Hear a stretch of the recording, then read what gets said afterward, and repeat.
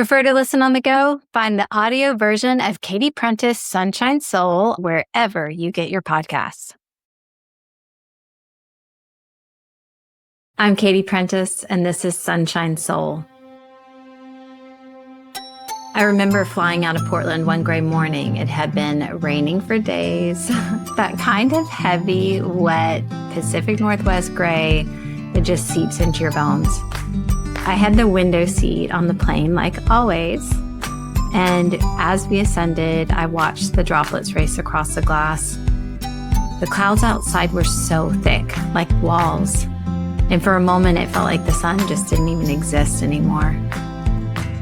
And then we broke through. Probably my favorite moment. The clouds fell away, and there it was. Blue sky, bright light, the sun just sitting there like it had been the whole time. And it hit me in that moment. The sun is always shining, even when we can't see it. Here at Sunshine Soul, we hope, we heal, and we love despite the clouds. We remember that there's light ahead. Welcome to Sunshine Soul. Let's keep looking for the light together. I was listening to this Nick Kroll stand-up routine about moms. And what is it about moms? How do they get so under our skin and make us crazy? And here I am, a mom of 4, and I too have the same exact reactions to a stand-up. But it goes like this. He's like, what is the deal with the way we feel about our moms? And he's like, everyone's going to say, no, I love my mom. My mom and I have a great relationship. And then he says, this is how you act when your mom calls. And he pauses, pulls out his phone, sees it's his mom, and goes, fuck, under his breath. And the audience erupts because we all know you have to watch the piece. It's so hilarious. But what is this universal feeling about moms that we all have? Episode 1, My Mother is Dead. My mom is dead. My mom died in 2016 at the age of 68. We talk about moms. We talk about our stories. I feel like our stories are so interwoven to who our moms are that we can't tell who we are without also talking about them. So this is where I want to start in telling my story. My mom was such a unique person. She was difficult to explain. Even now, as I embark on telling my story in this podcast, I struggle with how to articulate who this woman was. This woman that is so much the fabric of me and my story. I also happen to be at the stage of life where my children are all leaving the nest, so to speak. I call it open nest, not empty nest, but we are so intricately intertwined, like my children and me and my mom. And so I'm starting with who was my mother. My mom is Margaret Katherine Branson. She was born in Ohio. And I like to think of her as the different stages of her life. And ironically, she went by different names in a lot of these stages. So I think we can tell her story in these chapters, so to speak, that I like to think of her in. I think all of us go through so many transitions and iterations of our identity in our lifetime. I know my children could probably give different chapters and seasons of my life. I know I could. And this just helps me to process who she was. When I think of my mom from a young age, I think of her being Mommy, and I also think of her being Peggy, her more youthful nickname that she grew up going by. My mom was a happy-go-lucky, quintessential homemaker. This is what she lived for. She made homemade meatloaf and frozen mixed veggies. You gotta love the Midwestern diet. She was constantly sewing clothes for herself and us. I remember fancy Easter outfits. I remember fancy Halloween costumes. My mom would take requests for our birthday cakes. What did we want our birthday cake to be that year? I requested so many different things. I remember seeing photos of bears and dolls. And probably my favorite was when she made a doll named Sally for my birthday, because I was obsessed with the name Sally in that particular year. I don't know why. And I never named a child Sally, so go figure. But my mom would do so many crafts, would bake from scratch. Like, she was just that wholesome, safe, supportive maternal figure in all of our lives. I remember feeling she was soft, she was present, and I feel so thankful for those times. I think also about just one of the memories that stands out the most to me in my childhood is just my mom's singing silly tunes. She would have a song for so many quirky little things, like when we have toast in the toaster and it would pop up, she would sing an entire song. Oh, the toast popped up, the toast popped up, the toast popped up. And we'd all join her. And I still am like, why did we sing this? She also had this little like chant song that she would sing at a red light when we were stuck, and we'd all start chanting Turn Green. But all of it kind of came together for these like sweet, happy childhood memories. As we got older into adolescence, I think of my mom as, of course, Mom and Peg. She went by Peg at this point in her life.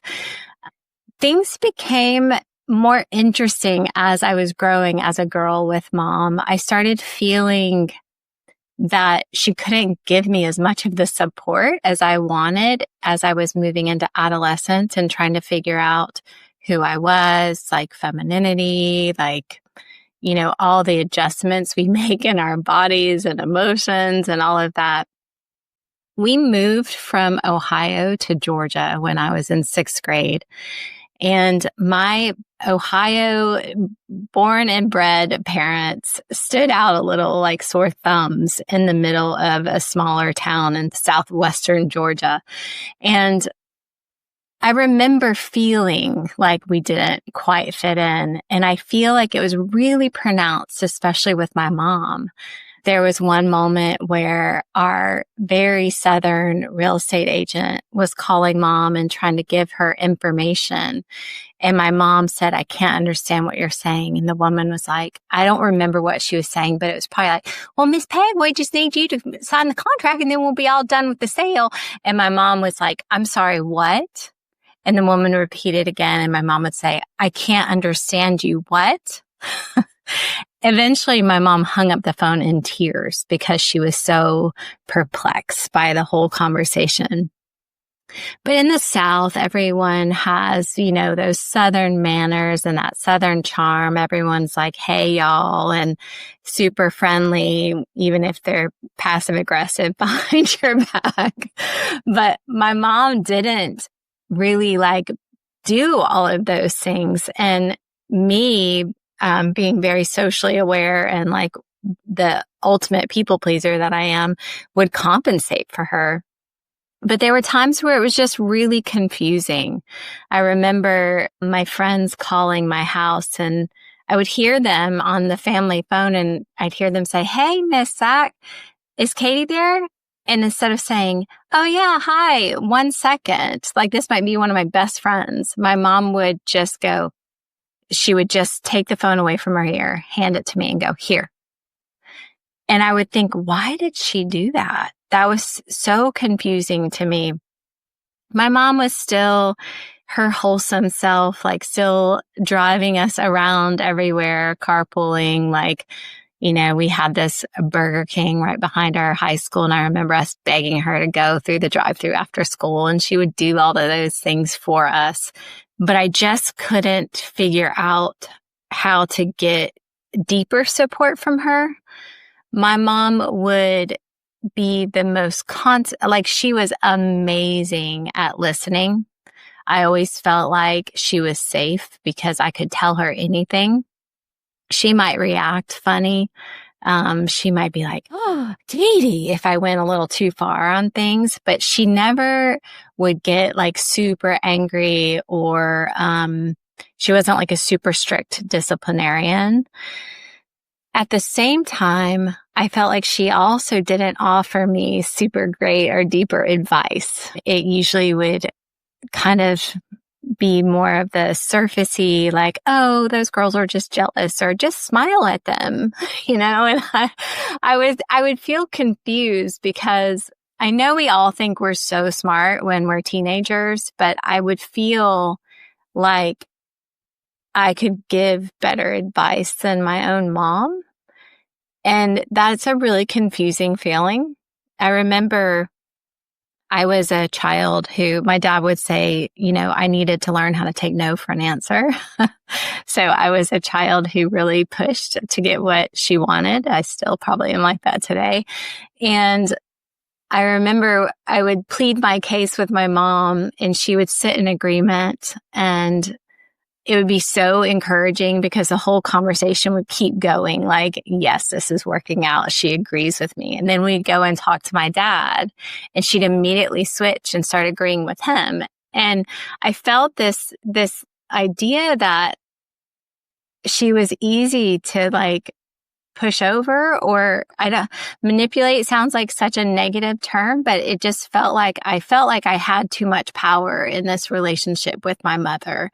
There were also things like, trying to learn how to do makeup, and my mom never wore makeup. And when I got my first period, I got a box of, I'm sure she got me the box of tampons, but then I had to figure it out on my own.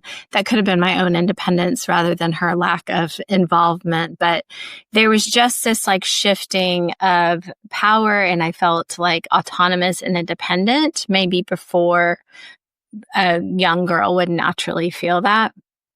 I think there was just times where I didn't understand her. I compensated for her, and I felt like the shifting of maturity happening at a young age. We move on to when I was in college, and my mom at this point was in a pretty intense car accident, and she had a head trauma from this accident, as well as a number of other injuries.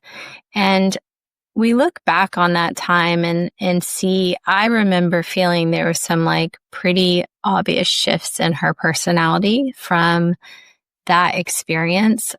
I always thought of my mom. My mom was such a softie. She loved like Hallmark movies, and she would always get teary at a commercial, which we would giggle at. Like, how are you crying at a commercial? I think I loved that part of her, that soft, emotional part of her. And so after the accident, that was probably the most profound change that I noticed. Is it seemed like her tears dried up. I couldn't figure out, like, it seemed like she didn't have access to that part of her mind and heart like she did previously. Her personality perhaps got quirkier, but at this point I was in college and a little more removed. My parents moved from Georgia to New York right after I graduated from college. And at this point, about a year or so into that move, my mom called me and told me that they were getting a divorce. There was so much change happening for my mom that I was really so involved in my own life in my early 20s, trying to be out on my own for the first time. I was falling in love with my now husband. I was moving forward. My parents were super far away at this point, all the way in upstate New York. And to hear that they were divorcing, to hear that my foundation of these two humans was being torn apart was very, very disorienting. It was the biggest grief I had experienced, for sure. It was very confusing because I think a lot of people assume if you're 20 or older, you're probably fine if your parents go through a divorce. But in some ways, it felt even harder because it was the only life I had known. But after the divorce, I think my mom, her quirks and personality got more extreme. At this point, a little while after the divorce, my mom moved back to Georgia, and she changed her name from Peg Sack to Maggie Branson. She went with her maiden name and changed her name to Maggie. Maggie is obviously a cute nickname for Margaret, so it makes sense, but we were all like, wait, what? I think at this point in the world, it wasn't as common for people to just change and own their identities that they wanted. And so it was more unusual for someone to change their name like that, but we embraced it. We were happy that she could find her way and be Maggie Branson. But at this point, she's living on her own, and I kept thinking, like, her quirks are getting more extreme, and it seems like probably the reason why is because no one's there to, like, counterbalance. No one's there to say, you need to stop this behavior, or this is getting on my nerves, the way we all do when we live with one another. She was ordering things online, like mail-in shopping, like crazy. Like she would order like 4 of the same shirt in different colors, but like already having a closet full. I'm watching her closets in this little patio home that she lived in Georgia overflowing. As one person in this house, she has 2 dressers, a walk-in closet, and she started using the additional closets in the other bedrooms for her belongings only. We started seeing like more obsessive behaviors with like going out to eat all the time. This woman used to always make food from scratch, and now she was dining out all the time. Eventually, at this point in her life, her financial situation supported those things, but eventually the money started running out because she was spending more than she should. And again, there was just this like lack of personal responsibility, self-control. We would write it all off to like, oh, mom's so special, like mom's unique, mom's quirky. And we would try to understand everything she was doing to be within a reason. But at some point, we needed to help mom get a job. My sweet sister was the point person on this and was helping mom try to write a resume, a woman who hadn't worked the majority of her life, and find some employment. And one of our stories about mom was when she ended up applying for a job at Subway. And, you know, you just kind of think like, wow, I didn't imagine my mom's future to be making Subway sandwiches. But, you know, any job is better than no job at this point, and we don't want our mother to become even more dependent on us. So my sister's helping my mom fill out this application. And my mom starts writing it in with her cute little script handwriting. And the first question says, when would you be able to start working? And my mom writes, ASAP. And my sister's like, you cannot write ASAP. Like, write a date. They want to know, like, use a sentence. Use your words. Then the next line was, how much would you like to make? And my mom writes, AMAP.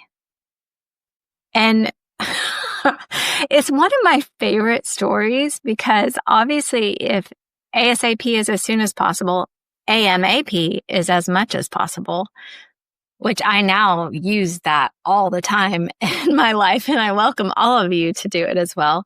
But my sister at the time was like, Mom, you have to write in complete sentences, and AMAP isn't even a thing. Like, she got so mad that my mom would put an abbreviation in the first place, but also make one up herself for the answer. But I think looking back, it illustrates kind of where my mom's mind was. She did get that job, but it only lasted about a week because she couldn't keep up. And so we were feeling really overwhelmed with her decline. And I think I'm starting to realize, like, at this point in my life, like, my mom's world keeps getting smaller. Like, it feels like she's contracting within herself. But I didn't have words to articulate that. It was just confusing. And it was especially confusing because the way we need our moms, the way we want our moms to step in is such a unique thing. I was talking to one of my sons who was sick the other week. He's 23, and I was like, do you need anything? And he said, Mom, I think you forget that I've been taking care of myself for a while now. And I was like, yeah, absolutely. And I also know, even at my age, I still want my mom when I get sick. And I think the thing that I was feeling at this point in my mom's life is I felt like she couldn't support me in any way I needed her to. We had to support her already. So it was a confusing journey during the Maggie years. We also, we were having our own children at this point. Mom became Mamie to our children. She would walk up to everyone she met and tell them how many grandchildren she had, and she would say it so proud. But this again was one of her quirks. She would walk up to people and tell them she's Irish. She'd walk up to people and tell them she's Catholic. She'd walk up to people and tell them how many grandchildren she had. These were her points of pride. Those three things specifically. She loved if she saw a priest or a nun, she would make a beeline to them to tell them about her Catholic roots. So it was interesting to be a young mother, and I will say a young mother with a mother who felt like also a dependent on her. One story that stands out really strongly in my mind is right after I had my first child, we decided that Mom would come and stay with us because she would be such a huge support. She was so amazing with like service and care and nurture and would really do anything you asked of her. So we brought her to where we were, which was Birmingham, Alabama at this point. She was at the hospital with us. I had just given birth, and we asked her, could you go get the car and head home and meet us at the house? I was being wheeled out with the baby, and my husband Brian was taking care of me. And my mom left the room, went out to try to find her car, and circled and circled and circled and could not find her car. She just was dependent. Once again, she came back to where I was in a state of like awkward walking, needing to be wheelchaired. And I remember holding Nicholas and walking my mom to her car to help her find that car. And I thought, this is insane. Like I need her to help me. This is something she understands. Like, she gave birth to 3 kids. Like, she could be the most strong support for me. And yet here I am walking with loose hips and all the other accoutrements that accompany a recent delivery. And I'm walking her to her car. As the years progressed and our kids got older, my mom was still like a strong support, still lovely and serving and giving in that way, still delighting in her grandchildren. But still, it was this disconnect. She would come and see us, and here's a woman that tells everyone how many grandkids she has and is so proud. And she'd come to our house and she wouldn't play with them. She wouldn't read with them. She would stand there and kind of smile at them and then follow me around. And I remember feeling so confused by that. Once again, there's just more disconnect from who I think she is and who she's acting like. I remember getting frustrated and being like, can you just read them a book? Can you sit down on the floor and play with them? I wanted my mom to have a strong relationship with my kids. I also wanted a break. Here's another adult that can come in and entertain them and give me a moment to myself to collect my thoughts. And she wouldn't do it without being told or asked. And so that was an interesting journey. As life continued on, my mom's quirks, quote unquote quirks, became even more extreme. The tales she told us were becoming more and more surreal. It started with things like, I think I saw an angel, or there's a person that's parking their car across the street and shining their light into my house, or a man and his son went into my backyard. And then it got more extreme. It turned into things like, there was a man and a woman on my roof. What were they doing on your roof? They were digging a hole in my roof. What do you think they were digging a hole for? I think they were taking the things out of my attic. By the time my mom's stories became this extreme, I remember calling my sister and saying, something is really wrong. We need to get her checked out. My sister made an appointment with a psychologist. The psychologist said, your mom has a delusional disorder. She can't live alone and she can't drive. Effective immediately. So we know now that that was not the correct diagnosis. However, it catapulted us into caregiving that we would have never guessed or expected. I kept thinking there was a logical reason for the way my mom was telling these stories. Perhaps her medication was affecting her in a negative way, or perhaps there was some sort of, I feared like a brain tumor or something like that. But delusional disorder just seemed from left field. I look back and I now see like some of those things that we were noticing in her personality and behaviors and compulsion control were all connected to what eventually we learned was a diagnosis of frontotemporal dementia. We call it FTD for short. All of those things were leading up to this diagnosis. Not having that diagnosis, it's interesting how we all compensate for the people we love when people are right under our nose and behaviors are changing. We think they're just going through something. We write it off. We grasp for the most logical or convenient explanation. Maybe fearing the worst, but not really wanting to dive into that.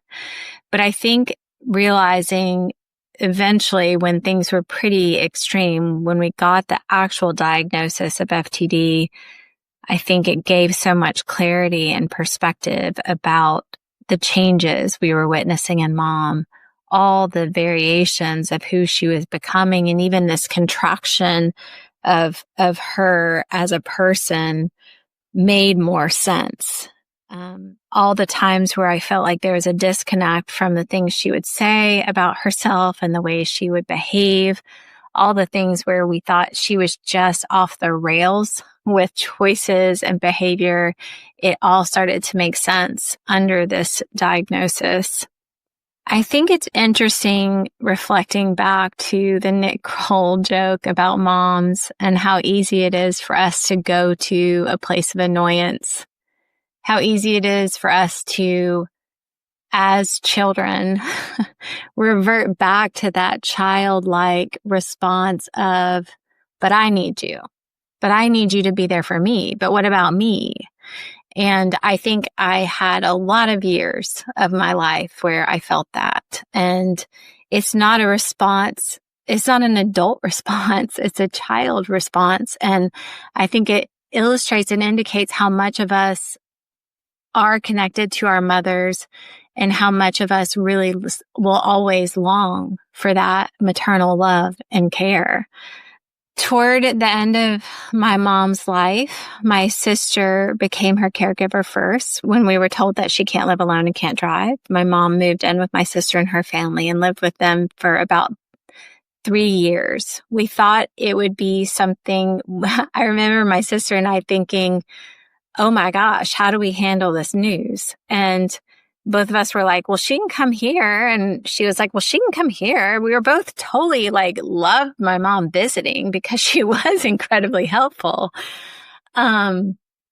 She would always come into my house and make a beeline for, I don't know why, but our toaster oven was always the top of order. And she would find our toaster oven. And of course, it would have crumbs like all in the tray and just be really gross. And she would come to it and clean it. That was like one of the first things she would do. She would always call my sister and tell her all the things she cleaned in my house. which would just make me laugh so hard because it just would make us sound like we were just so dirty and like we made mom clean or something. But at this point in our lives, like my sister and I both were like, yeah, it would be like pretty nice to have extra hands. This was October of that year. And we were both kind of like, why don't we do this? Like, let's have mom move in and get through the holidays. Like, it'll be fine having her around. We both have her for long visits anyway. Let's have her through the holidays and then we'll make a plan. And that plan rolled into my mom living with my sister for almost 3 years. They, understandably, with their 3 very young children, got to their wits' end having mom live there. As mom progressed and her needs became more, my sister and her husband helped my mom through the selling of their home, through getting rid of all her stuff, selling her stuff and moving her in officially into their house. They got her through like getting power of attorney and like, you know, all the medical appointments and the official diagnosis. There was some really heavy lifting that they did. And I will forever be grateful for all that they did. They were getting to their end where they felt like they needed to consider a different living option for mom. And at this point, my family was living in Oregon. My sister and my mom and brother were all living in Georgia. And I always felt frustrated by being so far away from mom and my sister and all the care needs that were so present there. I felt like I was the type of person who could show up in person way better than someone who would do a really great job at administrative work. I thought I should offer to like do the bank accounts or call the attorneys, but I always felt like, this is like so hard for me to make myself do these adult tasks, which is embarrassing to admit, but just true. And I thought I would be so much better in person. So I thought about that along the way. I thought about if mom moved into some sort of nursing home, I get to Georgia once or twice a year. And then while I'm there, I'd probably see her once or twice. And I'm like, my whole relationship with my mother will turn into a few days in the year. That's it. And I just couldn't accept that as the option for mom. And I also remember just thinking, like, we don't know how long mom is going to live, but I know when I contemplate how I want to process through someone's end of their life, I want presence. So my husband and I were in a really difficult time in our lives, but we made the choice to have mom come and move out to Oregon and live with us. Oof. When mom moved in, it was her disease was far more progressed than I realized. Her needs were more involved than I realized. We had 4 young children at the time. It was a ludicrous juggling act. I don't have a lot of memory of how I handled it because I don't think I handled things very well. And I think it was just like the only word I have for it is survival mode. I think when we're in crisis like that, we just move through. And that's how I felt. She lived with us. We had her live with us for at least 6 months, maybe 6 months to a year before we felt like we also needed more extensive care for her. We had to place her in a home. We had to move her to a different home. It was really one of the hardest things I've ever done. But I remember thinking, like, I can't control a lot of this, but I can be present with her. And I remember thinking, I really want to be present with her in her final moments. And that is the gift that I can experience by having her close by. And unbeknownst to us, we made a plan to go down to LA for a friend's wedding. And it was going to be 2 nights for our family. Our family hadn't gotten away in a long time because we were in this caregiving journey. And I asked my cousin who lived in town, could she check on mom while we were down in LA? And the very first night that we were down there, I got a call that my mom had died. And I remember just feeling I was so distraught by her death, but I just crumbled to the floor, and my family surrounded me while I wept. And I just felt so sad that I didn't get to be there with her when she died. And I think that a lot of people have told me since that often loved ones wait until you leave the room to take their final breath. Like people talk about being in the bathroom when someone goes or something like that. And I look back and I think, okay, perhaps mom did this on her own terms. And there was a moment that very week that I'll never forget where I thought I could tell my mom was perhaps toward the end of her life. And I crawled into the bed with her. She was sleeping when I visited. And I just remember thinking, like, I need to tell her that it's okay if she needs to go. And I thought maybe she doesn't know that. Maybe she doesn't know that it's okay. And so I just crawled in bed and spooned with her for a little bit. And I told her it was okay. And I look back now and I think I'm so glad I had that moment with her. I didn't get to hold her hand during her last breath, but I did get to hold her and let her go, so to speak.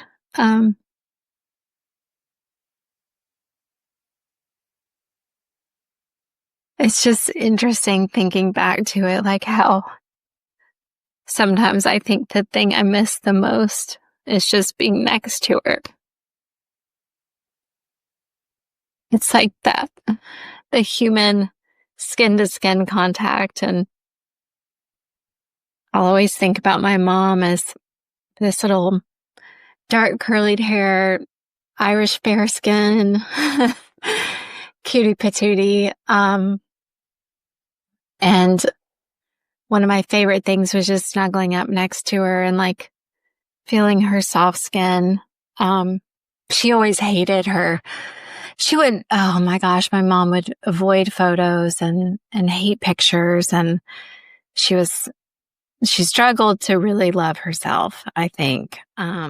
She complained about her big button thighs, and we still call it the Branson butt, those of us in the family. But I think now, like, that's one of my favorite things about her is just snuggling up to her soft self and like feeling her soft skin next to me. I have a letter that I wrote to my mom that I wanted to just read out loud before we go. Mom, I miss you. I miss the safety and support I felt in your presence. I miss your silly giggles, your jiggly happy dances, and your hugger buggers. You were the person I could ask to do anything for me, knowing you'd say yes in a heartbeat. I miss your soft skin and your squishy thighs. You hated your thighs and big butt. That is obviously genetic, but I loved being next to that softness. You were so simple in so many ways, like your simple skincare routine, oil of Olay, and Vaseline lotion, or finding joy in centering your day around the most basic errand like picking up mail. You wrote letters with the same friends that you had for decades. You were also so complex. I still wonder how your mind worked.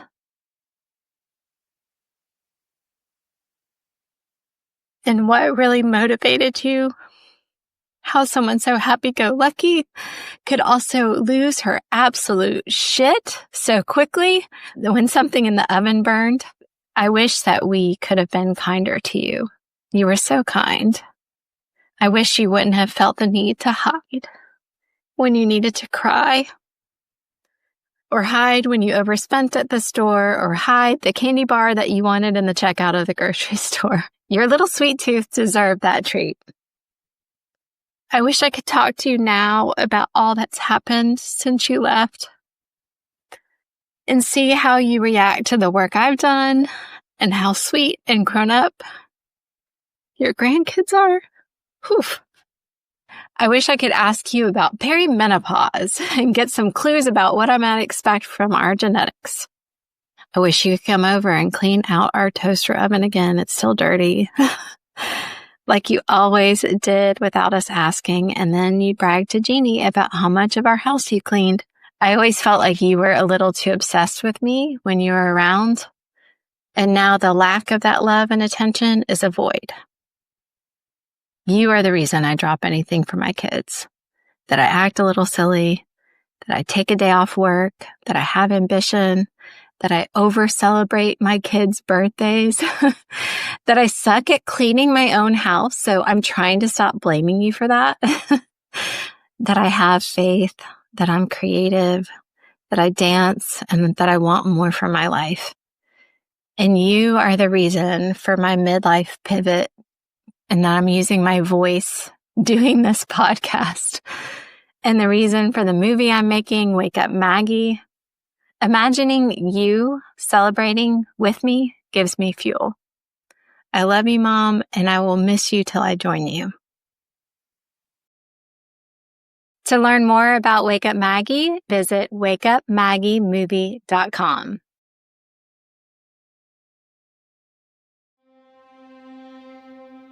This episode was brought to you by yours truly, Katie Prentiss. Produced and edited by the fabulous Lindsay Guentzel. Our incredible Sunshine Soul theme music was created by the one and only Adam Sweeney. For more resources and transcripts, visit katieprentiss.com. That's Katie, Katie, Prentiss, Prentiss.com.